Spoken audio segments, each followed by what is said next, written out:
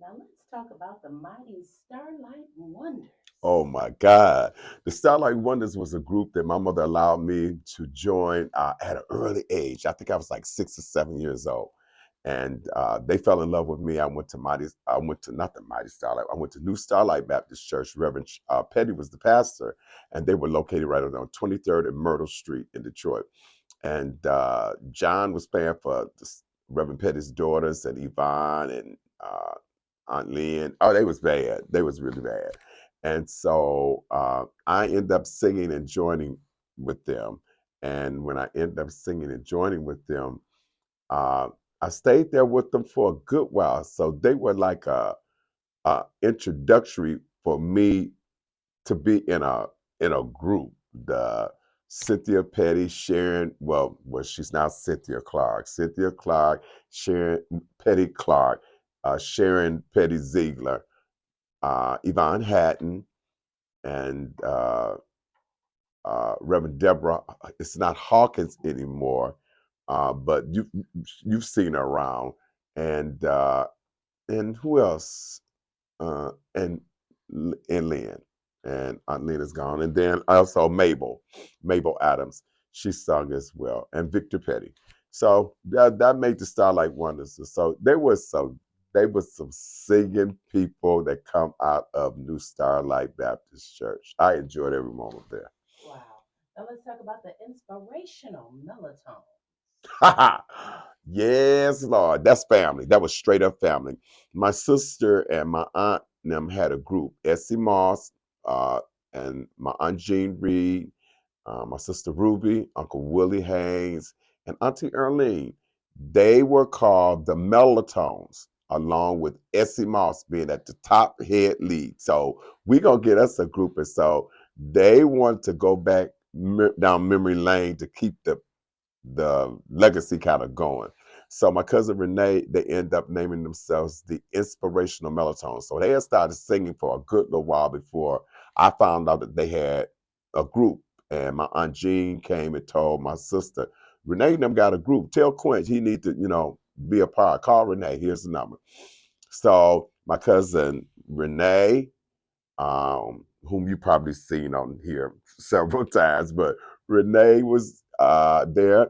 My cousin Alex, my cousin Melvin, uh, my cousin Dr. Grenade Howes Hunter. She was in it. Also, Pastor Danny Howes, who's the pastor in our First Fellowship Church. He was our bass player, and the little brother Corey McClure. So we were a part of a lot of things, and Grenade's grandfather, Reverend Hill, was our manager. And we traveled to all the different quartet programs, and we were upcoming young, had good voices, and then we also were part of the WCHB Gospel Talent Search. So we made the finals all the way down to Ford Auditorium, and what a great time it was. We didn't win, but we did a great job. We really did. Wow, that is an amazing story. Now listen, let's talk about the apostles of song. Oh wow! The Apostles of Song were all male group, and they actually it was formed from me doing a concert from the Voices of Deliverance. So I asked a couple of the guys out of the Voices of Deliverance, and along with another guy named George Rowe, who sung with Lucille Lemon, if they would back me up at a concert that we were having at my stepfather's church. They were doing something, so they did my background work. And so after we sung so well together and it gelled so well, they was like, "Well, y'all want to stay together? Cause this sounds good." We was like, "Yeah, let's try it." And so we stayed together. Uh, George Rowe, Ronald Coleman, the late Reverend Edward Jackson, and Isaac Brown, and myself. Those were the original Apostles of Song. And then later on, it became Ronnie Lipford, my nephew Eric, um, Eric McAfee, the late Eric McAfee, the late Reverend Edward Jackson, Danny Ireland from Flint, and Maurice Dorr. Those were the Apostles of Song. and we recorded a project called "It's All Right."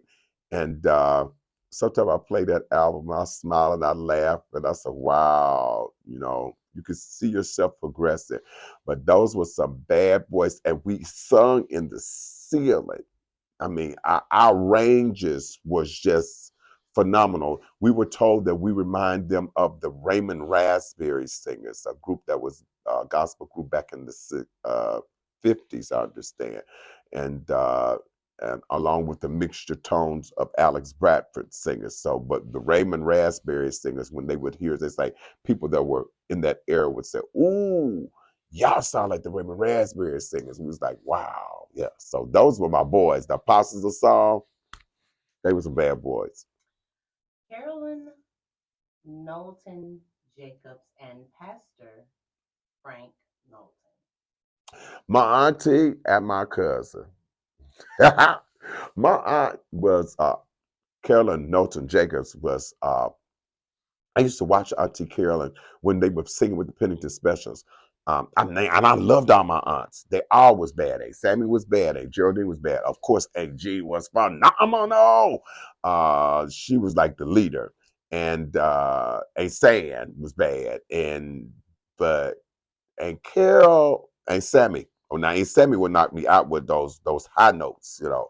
And my sister Ruby. But Aunt Carol was like, I don't know if she was my Gladys Knight in gospel or Yeah. what. I don't know what she was, but and her range was real. She was young then, so her range was still wider, now than it is now. And she still got range, but it was she was young, it's clear. Absolutely. I think her range for her lower registry has developed more It's in developed her more, age. yeah, and It her is pristine. right, and I think that's because of when they switched from the Pennington Specials and became the Inspirational Stars. She took a liking to that bottom note, which made my Yes. sister and They take the Charlene top. take the above the up under Aunt Mhm. Sammy. So yeah. So, but she's got comfortable with that. But she was really second soprano at that time, and I used to just watch her sing her little part on "Leak in the Building" with the Pennington Specials.